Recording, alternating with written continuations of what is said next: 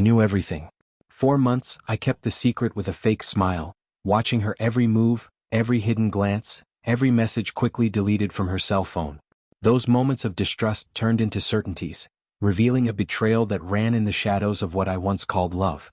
The shock of discovery should have destroyed me, but instead it ignited something inside me. It wasn't just anger, it was a cold, calculated fury that took over every thought. I wouldn't confront him right away, no. There would be a game and I was determined to play until the end. On nights when she said she was tired, I knew where she really was. On days when the kisses were colder, I understood who she warmed her body with. There was no more love, just the need to keep up appearances until the time was right. I watched it all, like a spectator of her own life as I plotted my revenge, waiting for the perfect moment to bring down the cards she thought she had hidden so well. So today, as she looked me in the eyes, with that fake expression of tenderness, I couldn't contain it any longer. The words came out almost involuntarily, "I know about every betrayal, your mask has fallen." The look of shock on her face was the final confirmation. She wasn't just surprised, I was terrified. Because now, she knew that I knew, and the control she thought she had over the situation was gone in an instant. But what she still doesn't know is that I wasn't a passive victim in this game. What she never imagined was that while she was cheating, I was preparing the ground for the final blow. She thinks she's smart, but she underestimated my ability to wait and watch, to turn what should be pain into a weapon. And now, everything we've built together is about to fall apart, not just because of her betrayal, but because of my response, because of the secret I hid as well as she hid hers. Now, it remains to be seen who will be the first to fall when their masks finally shatter. San Diego was a city of contrast. From the golden glow of the sun-drenched beaches to the elegant sobriety of the older neighborhoods, there was always an aura of superficial calm that hid the emotional storms of its inhabitants. On one of those quiet streets, where the houses were too perfect and the lawns were always well kept, lived Mark and Emily. To their neighbors they were the ideal couple, successful, friendly, and with a seemingly solid marriage. Mark, a software engineer, had built an enviable career, while Emily, with her innate charm, managed a fashion boutique that was the jewel of the local community. But like the city itself, their lives had a cruel contrast between appearance and reality. The facade of happiness long hid the cracks that began to appear silently. In the early years, Mark and Emily's wedding seemed like the dream many wanted. They were in love, traveled together, laughed at the little things, and made plans for a prosperous future. However, as in any relationship, time revealed not only the virtues, but also the flaws that one day would become irreparable. The routine settled in slowly, imperceptibly at first. Mark's work began to demand more time, and he found himself stuck with long hours and endless meetings. Emily, in turn, became increasingly immersed in the boutique, turning the business into a success, but also gradually moving away from her husband. Conversations that once flowed effortlessly became brief and superficial. The nights were silent, filled only by the distant sound of a random TV program, while both of them pretended to be present, but in reality they were far away, lost in their own thoughts. San Diego, with its orange sunsets and starry nights, witnessed the first emotional distances between Mark and Emily. The home they built together, once a sanctuary of love, now felt cold, with a palpable tension in the air. Mark felt it but refused to admit it. Maybe out of pride, maybe out of fear that, upon acknowledging the truth, everything would fall apart. Emily, on the other hand, seemed increasingly distant, and her furtive glances at her cell phone began to awaken something unsettling in Mark. He noticed but chose to ignore it, at least for a while. The story's setting begins to take shape on one of these monotonous afternoons. It was a Sunday and the sun was starting to set, painting the sky with shades of pink and gold. Mark was in the garden trying to repair an old wooden chair, a task he used to do with pleasure, but which now seemed like just a way to escape reality. Emily was inside the house on the phone, speaking in whispers that Mark couldn't discern. He knew it wasn't something trivial, but he clung to the hope that it was just a misunderstanding, something temporary that would soon be resolved. But Emily's behavior began to change. Departures, previously sporadic, became more frequent. She was always busy with the boutique, with events and meetings that, strangely, never coincided with the previous schedule. Mark tried not to seem controlling, tried to trust, but every time she left without explanation, a new brick was placed in the wall of distrust he was building around himself. And that wall began to suffocate. Emily, in turn, noticed the change in Mark but avoided it. She knew something was wrong, but choosing to face it would mean admitting the marriage was in danger. Thus, she threw herself even more into work, superficial friendships, and easy excuses. But inevitably, the extra work nights became routine, and the urgent messages in the middle of the night started to become a constant. Mark, now more attentive, felt that something bigger was behind everything, something that could not be ignored for long. In this context of growing uncertainty and suspicion, Mark and Emily's marriage became a delicate dance on a knife's edge. Every fake smile, every evasive touch, was an open wound that they both preferred to cover rather than treat. The house, once full of laughter and relaxed conversations, was now filled with awkward silences and furtive glances. Mark no longer knew how to approach Emily, and she, in turn, fell deeper and deeper into her own web of lies, without realizing how entangled she was already. The couple's social circle, although small, began to notice the change. Close friends commented, subtly, on the distance between the two. The complicity that previously existed seemed to have evaporated, leaving behind a fragile relationship, maintained only by appearances. Mark, however, was a master at masking his emotions. In front of others, he maintained the appearance of a devoted husband, hiding the storm that raged within him. Emily, on the other hand, was beginning to feel uncomfortable being around others, as if she feared that any slip-up could expose the secrets she so fervently guarded. As the days passed, the San Diego scene, with its outward tranquility, became a painful contrast to the approaching storm. Mark and Emily's home, located in a leafy, seemingly perfect neighborhood, was about to become the stage for a revelation that would change everything. And although Mark didn't yet know how or when he would confront Emily, he knew the moment was approaching. Every little detail he noticed, a lost look, a deep sigh, a poorly made excuse, was another piece of the puzzle he was silently putting together. Their marriage, built on years of love and companionship, now stood like a house of cards, fragile and unstable. And Mark, with every cautious step he took, knew that the slightest movement could make everything fall apart. But he also knew that when that happened, he wouldn't be the only one to suffer. Emily had a lot to lose, much more than she could imagine. And the game, which both were playing without realizing it, was about to enter its most dangerous phase. The lights of San Diego began to come on, as the darkness of night took over the city. Inside that house, where peace once reigned, uncertainty and fear now lived. Mark and Emily were trapped in a web of their own making, and neither of them knew what awaited them when the truth finally came out. But one thing was certain: the impact would be devastating and nothing would be the same as before. The weeks that followed that Sunday afternoon were marked by a silent game of mistrust and tension. Mark continued to watch, but now with an almost obsessive attention. He started paying attention to the smallest details, schedules, behaviors that he previously ignored. Emily's routine became a riddle he was determined to solve. Every time she left the house claiming to have a meeting or work event, Mark felt the growing need to uncover the truth, to piece together the missing pieces. One night, Mark decided to take action. It was a Wednesday and Emily, as usual, left claiming a meeting with suppliers for the boutique. Mark knew he couldn't confront her directly, not yet. Instead, he decided to follow her.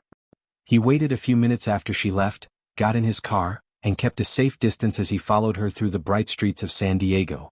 His heart beat faster at every corner, at every light, as if he were about to discover something that would change everything.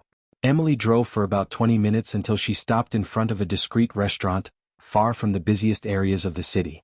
Mark parked a few feet away, trying to remain calm as he watched Emily get out of the car and enter the venue. He didn't follow her immediately. He preferred to wait, observing from a distance. Minutes later, she saw a man entering the restaurant and greeting Emily with an intimacy that made her stomach turn. They didn't kiss, there was no caress, but the way they looked at each other said everything Mark needed to know.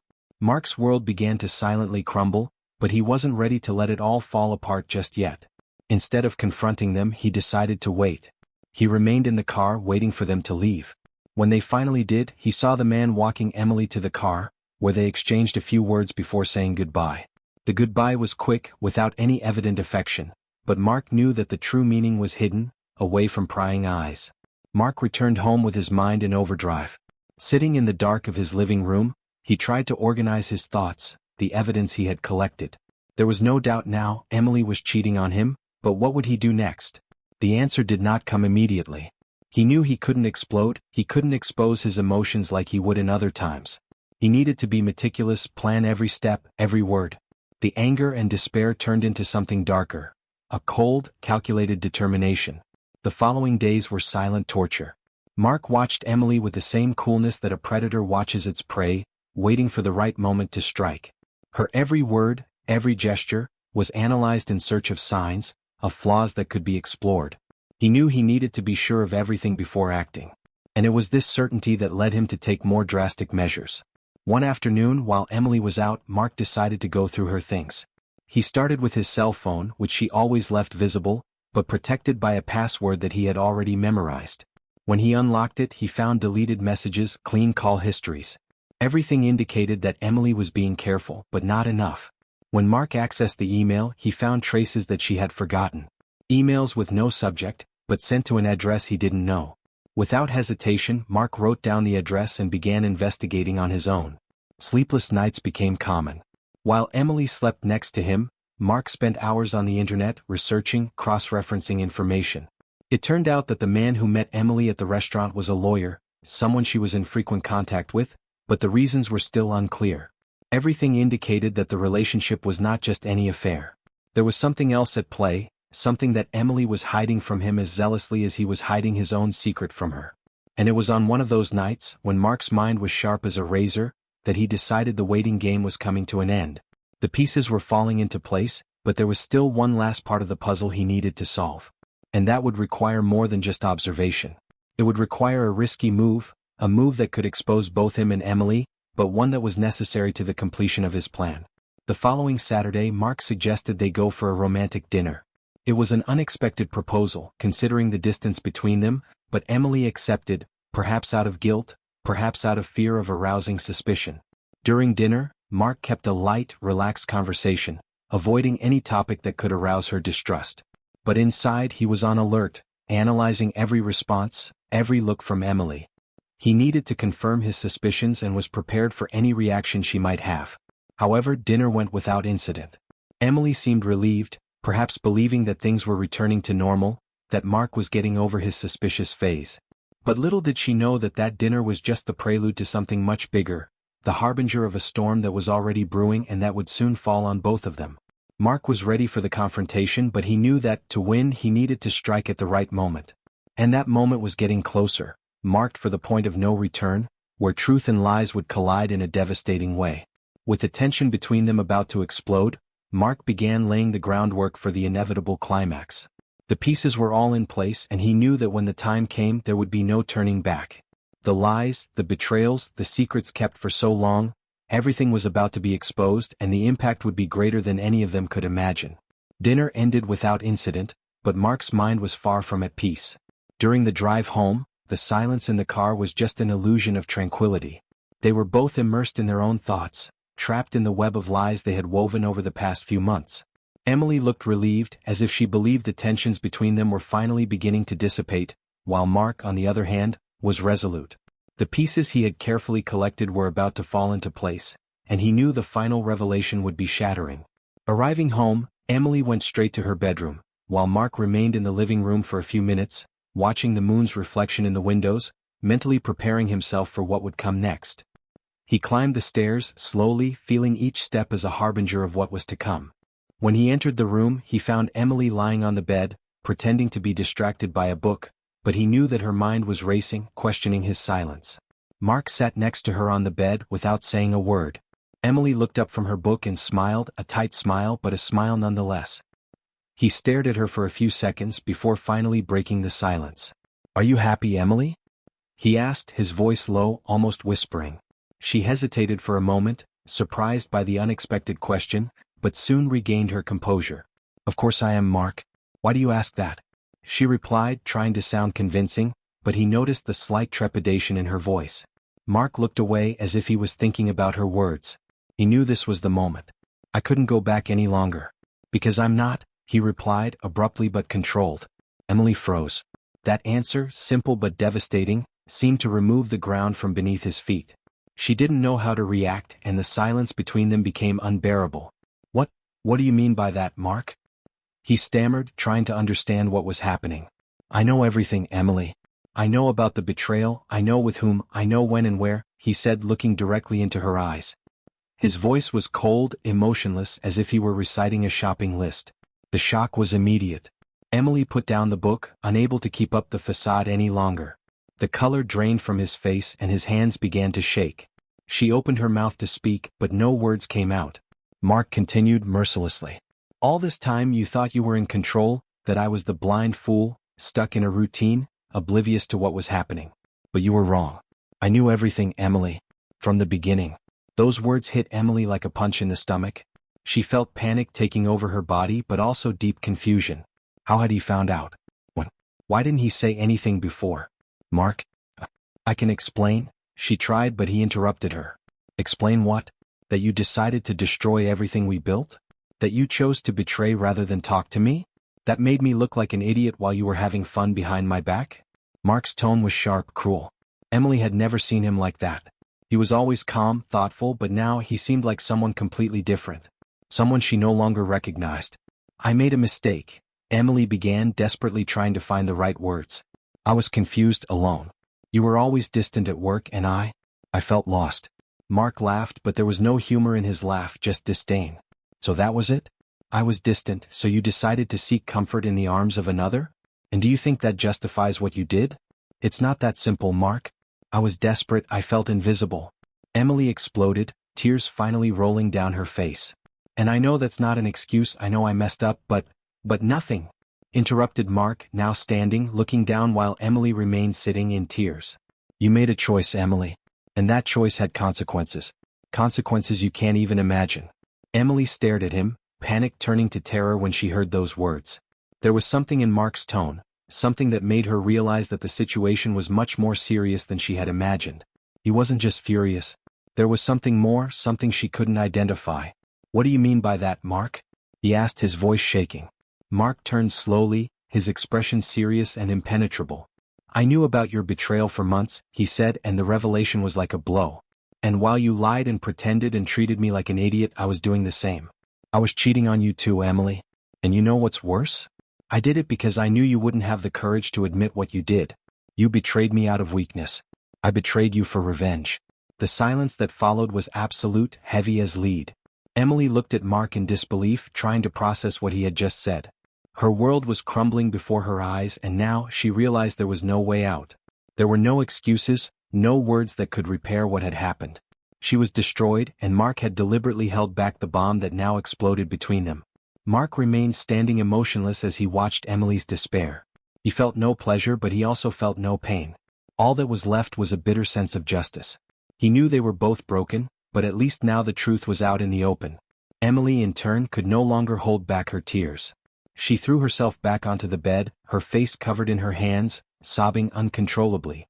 Mark didn't move to comfort her, he just stood there, watching as everything they had built together crumbled before them. The silence in the house was almost oppressive, broken only by Emily's muffled sobs. She writhed on the bed, trying to find some solace amid the overwhelming pain she felt. Mark's revelation had been a devastating blow, something she could never have predicted. The man she thought she knew, with whom she had shared a life, now seemed like a cruel stranger, someone willing to destroy them both in the name of calculated revenge.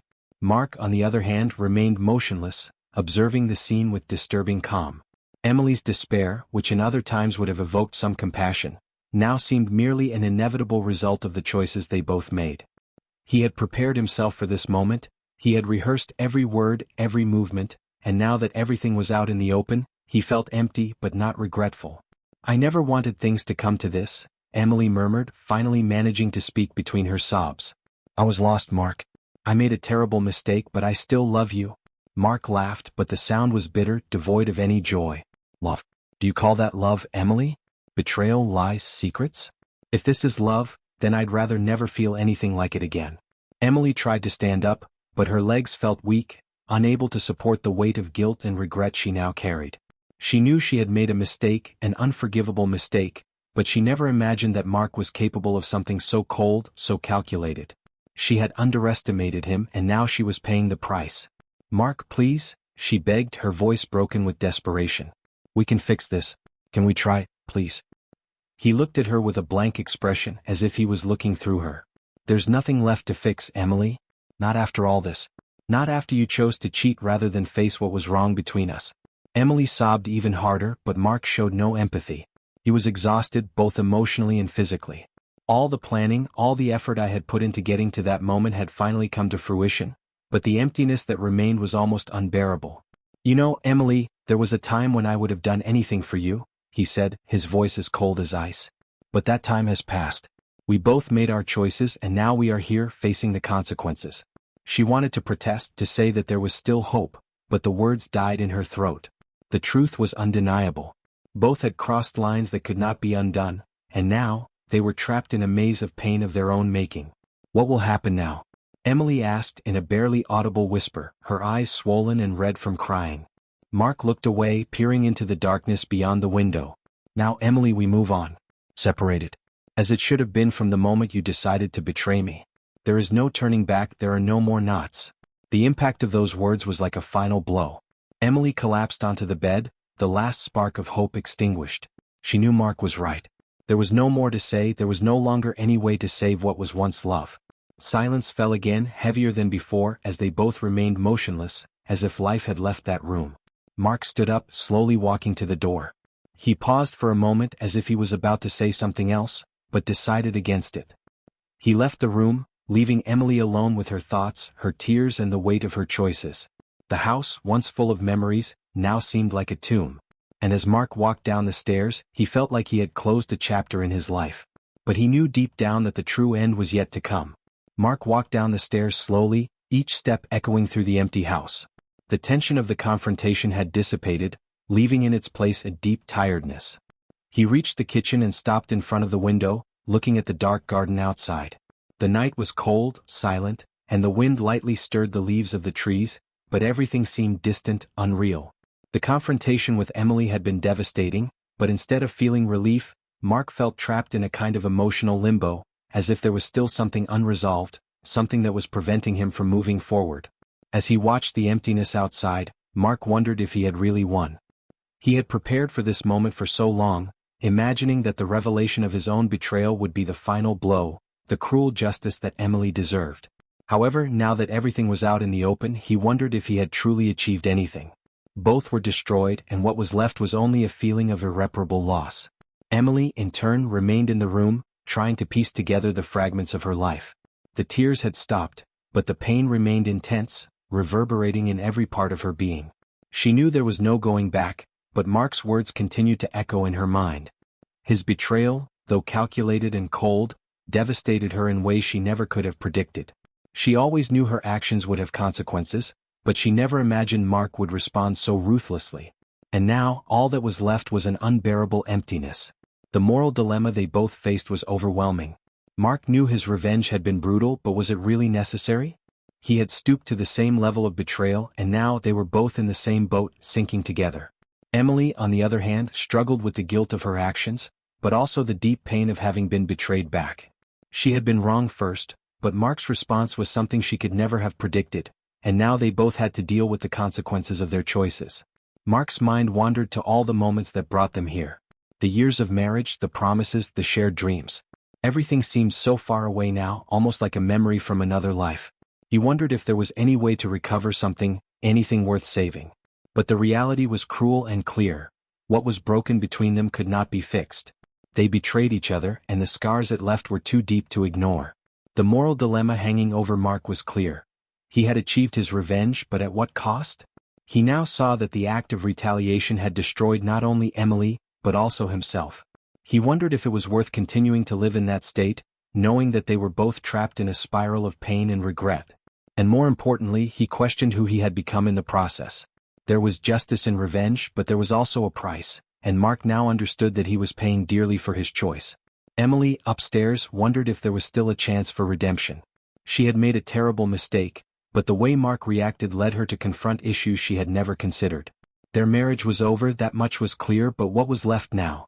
Emily didn't know how to move on, didn't know how to deal with the fact that she had destroyed something so precious, and that, in the end, they were both equally ruined. As the night progressed, Mark finally left the window and headed towards the office. He needed a moment to process everything, to understand where he was and what he was going to do next. Sitting in his armchair, he stared at the ceiling, trying to find some clarity. But the only thing he felt was the overwhelming presence of his choices and the void left by his revenge. Mark and Emily's story now boiled down to a dilemma with no clear solution. They betrayed each other, they hurt each other, and now they needed to deal with the consequences of their actions. The question that hung over both of them was whether there was still something to be done or whether they simply needed to accept that what was between them was lost forever. The answers were not simple, and the path each would choose from that point on would define not only what was left of their lives, but also who they would become as people. The conflict between morality and Mark's personal justice was far from resolved. And as the dark night enveloped the house, the certainty that the next choices would be the most difficult of their lives hung in the air like an inevitable shadow. The morning in San Diego dawned cold and hazy, a stark contrast to the constant sun that used to illuminate the city. Inside the silent house, Mark woke up in the office armchair, his body rigid and his mind still foggy from the previous night's events. The thoughts that had tormented him throughout the night had dissipated, giving way to a strange feeling of clarity. He knew what needed to be done. He went upstairs, and when he opened the bedroom door, he found Emily still lying on the bed, her eyes swollen and empty. She had spent the night awake, lost in her own torment. When she noticed Mark's presence, she sat up slowly, the anticipation of what he would say catching her breath in her throat. The silence between them was thick, almost tangible. "We need to resolve this once and for all, Emily," Mark began, his voice firm but without the coldness of the day before. "What happened between us cannot be ignored, but we also cannot continue living like this, trapped in a cycle of pain and revenge." Emily, exhausted, just nodded. She knew there were no more excuses, no justifications. The only thing left was to face the consequences of his choices, no matter how devastating they were. "I'm leaving, Emily," Mark said bluntly. "There is nothing more to be said, nothing that can save what we have destroyed. I'm leaving this house, our life, everything behind. That's over." Mark's words were final, and Emily felt the impact like a blade cutting deep. The idea of being alone, abandoned, was terrifying, but she knew she deserved it. He knew what they had done to each other was irreparable. However, what came next was what really destroyed her. "I've already made the arrangements," he continued with disturbing calm. "You can keep the house, everything. I don't want anything from here. I'm leaving with the clothes on my back and a one-way ticket to the other side of the country. I can't continue living with the weight of what we've done." Emily tried to find the words, but they failed her. Mark was determined, and the emptiness in his voice indicated that he had already made this decision some time ago. He had planned everything, and now he was executing the plan with the precision of someone who had already accepted the inevitable outcome. "Mark," she began, but he raised his hand, interrupting her. "There's nothing more to say, Emily. We both know it's for the best. Let's end this definitively before we destroy ourselves even more." Mark turned and started to leave the room. Desperate, Emily got up from the bed and ran to him, grabbing his arm in a last gesture of desperation. "What if we start again?" she begged, tears filling her eyes. "What if we leave everything behind and try to rebuild, for real, far from here?" Mark looked at her for a long moment, his eyes cold, emotionless. "I can't do it anymore, Emily. I already said goodbye to you a long time ago, even before I discovered your betrayal. Now I'm just finishing what I started that day." Mark gently pushed Emily's hand away and walked down the stairs without looking back. She stood there, in the bedroom doorway, watching him disappear down the hallway and finally hearing the front door close with a final, irrevocable sound. It was at that moment that the reality of the situation hit her full force. Mark was gone, and with him what little was left of their life together. Emily collapsed onto the bedroom floor, her body shaking as she sobbed uncontrollably. The weight of her betrayal, Mark's revenge, and the decisions they both made fell upon her like a pall of darkness. Now she was alone, surrounded by a house full of memories that would haunt her forever. Mark, in turn, walked through the streets of San Diego, feeling the cold wind on his face. He was leaving behind not only Emily, but also the version of himself that had been consumed by the desire for revenge. He knew there were no winners in this story, just two people destroyed by their own choices. But as we turned the last corner, a feeling of liberation began to emerge, albeit fragile. He had finally freed himself from the cycle of pain that imprisoned them. However, for Emily, the weight of loneliness and guilt would be eternal. She would remain in that house, trapped in memories that would haunt her, wondering if she could have done anything differently. But the answer was clear: what was done could not be undone. And that would be the price they would both pay for the rest of their lives. Their story ended there, not with a scream but with a whisper, a bitter lesson that some wounds never heal, and that the choices we make, once made, can rarely be reversed.